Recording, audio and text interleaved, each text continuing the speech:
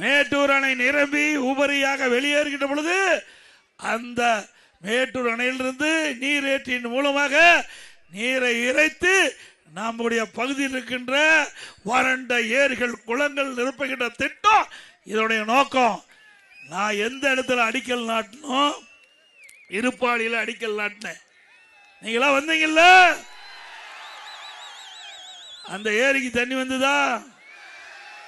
இதுதான் திமுக. விவசாயிகளை வஞ்சிக்கின்ற அரசாங்கம் திமுக அரசாங்கம்.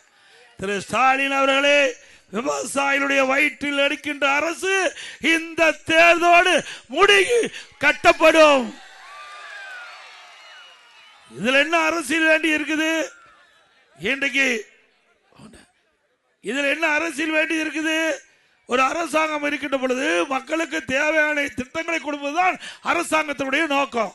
அந்த அடிப்படையில் 50 ஆண்டு காலம் நம்முடைய விவசாயிகள் கண்ட கனவு மேட்டூர் அணை நிரம்பி உபரியாக வெளியேறுகின்ற பொழுது அந்த நீரை நம்முடைய பகுதியில் இருக்கின்ற ஏரிகளில் நிரப்ப வேண்டும்.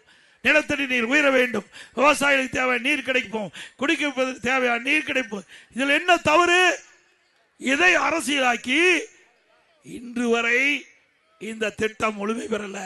திரு ஸ்டாலின் அவர்களே, நீங்க வேணா ஆமை வேகத்தில் திட்டத்தை நடத்தி இருக்கலாம்.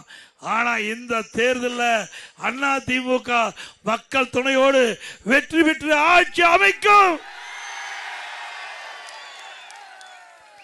ஆட்சி அமைத்துடனே எந்தெந்த ஏரிகள் நிரப்பப்படாமல் இருக்கின்றதோ அனைத்து ஏரிகளும் அண்ணா திமுக ஆட்சியில் நிரப்பப்படும். நல்லாட்சினா எடப்பாடியார் தான். வாக்களிப்பீர் இரட்டை இலைக்கே.